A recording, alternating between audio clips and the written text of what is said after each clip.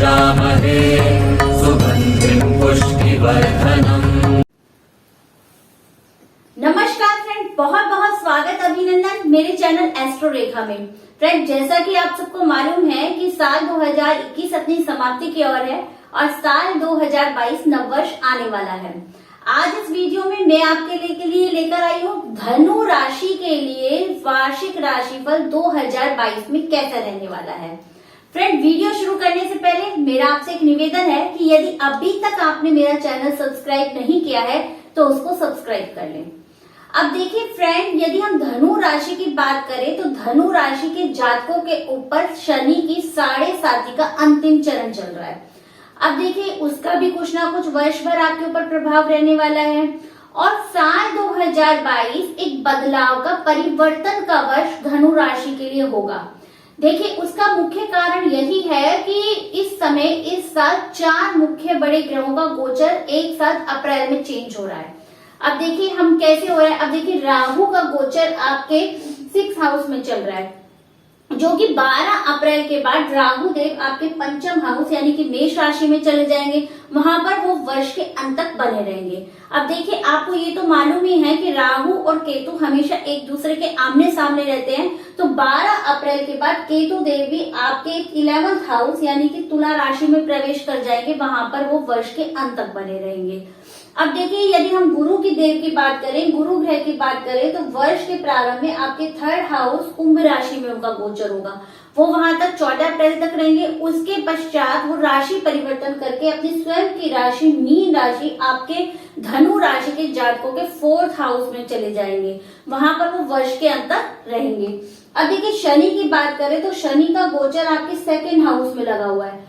जब भी शनि का गोचर 2nd हाउस में होता है तो उस समय जातक की 7.5 का अंतिम चरण होता है। अब देखिए ये तो आपको पता होगा कि जब भी शनि देव आपके 12th हाउस में होते हैं तो वो समय 7.5 का प्रथम चरण होता है और जब आपके लगन से गोचर करते हैं तो उस समय द्वितीय चरण होता है और जब 2nd भाव में गोचर करते हैं तो उस समय 7.5 का अंतिम चरण होता है।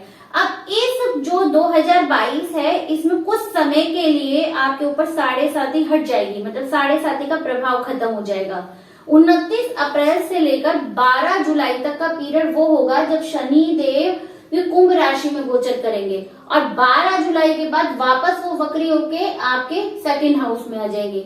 इसलिए थोड़ा समय ही सही, चाहे ये 29 अप्रैल से 12 जुलाई तक का जो समय होगा इसमें आपके ऊपर से 7.5 का प्रभाव समाप्त हो जाएगा। फ्रेंड्स, अब आप ये देखिए मैंने ब्लैक बोर्ड पे धनु राशि की 1 जनवरी की प्रातःकालीन की पत्रिका बनाई है। अब देखिए यदि आप इसमें ध्यान से देखेंगे तो आप पाएंगे कि काल सर्प योग का निर्माण हो रहा है।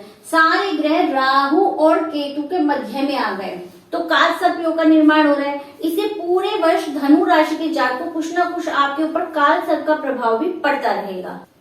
मेरा राशि पर चंद्र राशि पे आधारित है, यानी कि मून साइन, आप इसको चंद्र राशि के आधार पर ही देखें। अब देखिए अब हम बात करते हैं धनु राशि के जातकों के लिए 2022 का विस्तार पूर्वक। अब सबसे पहले हम बात करते हैं सेहत की। अब देखिए धनु राशि के जातकों को कुछ सेहत का पाया कुछ डावाडोल, कुछ नरम सा ही दिखाई दे रहा है। उसका कारण देखिए वर्ष के प्रारंभ में लगभग पूरे वर्ष आपके ऊपर 7.5 के अंतिम चरण का प्रभाव रहेगा। केवल हम कुछ समय को छोड़ दें 29 अप्रैल से 12 जुलाई का तो लगभग पूरे वर्ष आपके ऊपर 7.5 का प्रभाव रहेगा। जब भी जातक पर 7.5 का प्रभाव रहता है तो उसको मानसिक और शारीरिक कष्ट होते हैं। अब देखिए जैसे ही 12 अप्रैल के बाद राहु का गोचर आपके 5th हाउस में जाएगा तो वहां से राहु की सीधी 5वीं दृष्टि आपके लगन पे पड़ेगी। तो ऐसे में आपको सेहत संबंधी कोई ना कोई समस्याएं बनेगी। अब देखिए देवगुरु बृहस्पति की बात करें तो उनका भी वर्ष के प्रारंभ में 3rd हाउस में गोचर है, उसके पश्चात वो 4th हाउस में गोचर करेंगे। तो जब भी गुरु का गोचर 3rd या 4th हाउस में होता है तो उसमें सेहत में कहीं ना कहीं जातक को समस्याएं आती हैं। इसलिए पूरे वर्ष आपको अपनी सेहत के विशेष सावधानी रखनी है। कोई छोटी मोटी समस्या हो तो उसको इग्नोर ना करें, तुरंत उसका इलाज करवाएं और उसका समय पे से निवारण करें। देखिए सेहत के लिए अच्छा रखने के लिए आप शनि के बीज मंत्र ओम प्राम प्रीम प्रोम से शनिचराय नमे का नियमित रूप से जाप करें। आपको अवश्य ही सेहत संबंधी मामलों में अच्छी रिजल्ट प्राप्त होंगे। अब बात करते हैं हम धनु राशि के जातकों के आय के बारे में, धन के बारे में।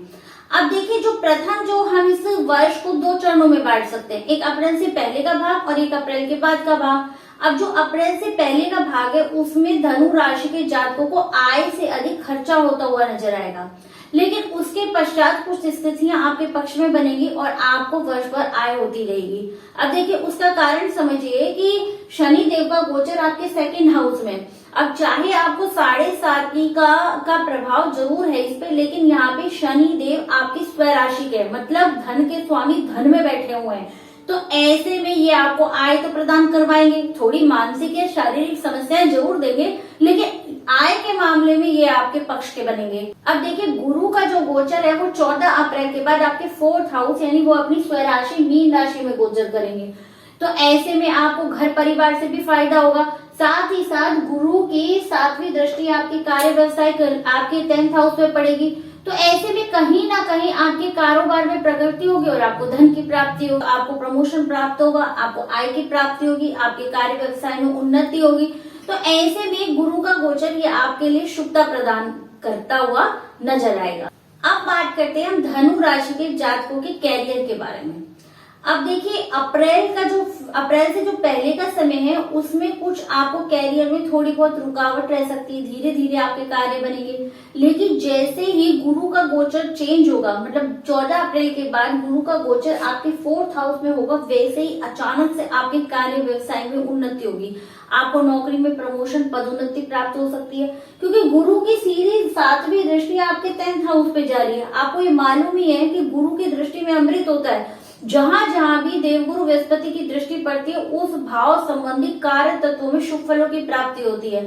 ऐसे में आपके कार्य व्यवसाय में उन्नति होगी, आपको नौकरी में प्रमोशन मिलेगा, बड़े अधिकारियों से आपको लाभ हो सकता है, आपको सरकार से लाभ हो सकता है, कोई भी सरकारी कार्य से। यदि आप ऑफिस में या कोई नौकरी इत्यादि करते हैं तो ऑफिस के किसी काम से आपकी विदेश यात्रा हो सकती है। यदि आप कारोबार या कोई कार्य करते हैं, कोई बिजनेस करते हैं, तो उसके सिलसिले में आपकी विदेश यात्रा हो सकती है। तो ऐसे में अप्रैल के बाद आपके लिए बेहद आपके कार्य व्यवसाय में काफी उन्नति होती हुई दिखाई दे रही है।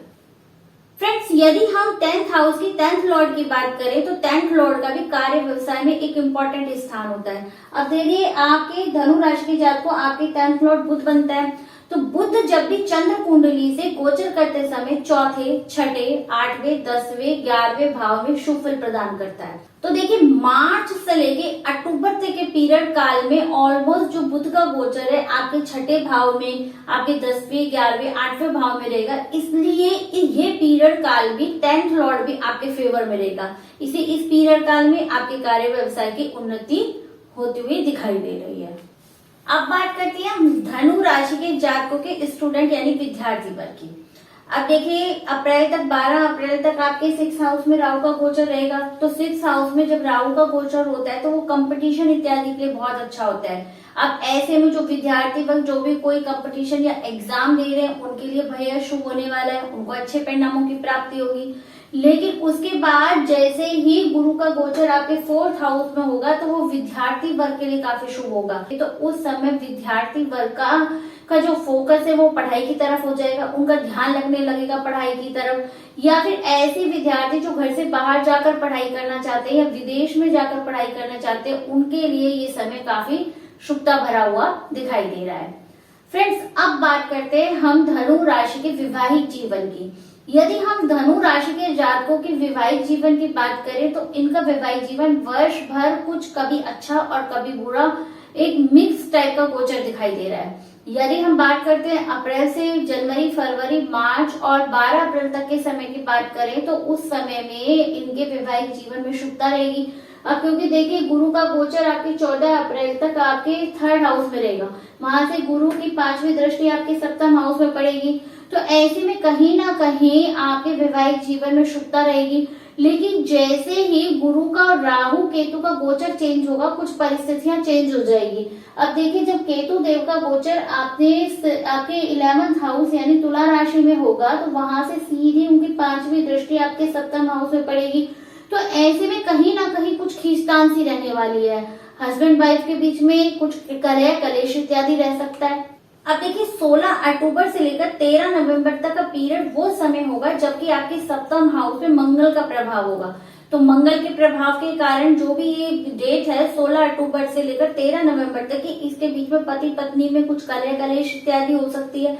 लेकिन उसके बाद नवंबर से लेकर वर्ष के अंत तक जो आपके राशि स्वामी है, जो कि आपकी 7th लॉर्ड बुध बनते हैं, उनका गोचर अपने से 12वें यानी कि 12वें हाउस में होगा। तो ऐसे में जब भी बुध का गोचर आपके 12वें हाउस में होता है चंद्र कुंडली से, तो उस समय वो अपने अशुभ प्रभाव प्रदान करता है। तो ऐसे में पति पत्नी में कुछ कलह कलेश इत्यादि रह सकते हैं। तो इस प्रकार अगर हम ओवरऑल वैवाहिक जीवन की बात करें तो कभी तो शुभ, कभी अच्छा और कभी बुरा, एक वर्ष भर मिक्स परिणाम आपको दिखाई देगा। फ्रेंड्स, आज इस वीडियो में हमने धनु राशि के जातकों की वार्षिक राशिफल 2022 की विस्तृत रूप से चर्चा करी। अब देखिए, धनु राशि के जातकों को अपनी सेहत की समस्या का ध्यान रखने की आवश्यकता है। अपनी सेहत का विशेष रूप से ध्यान रखें। यदि हम अन्य क्षेत्रों की बात करें तो अप्रैल के बाद कुछ स्थिति उनके पक्ष की बनती हुई दिखाई दे रही है। चाहे आय का मामला हो, चाहे कार्य व्यवसाय का, धन का, उसमें उनको सफलता मिलती हुई दिखाई दे रही है।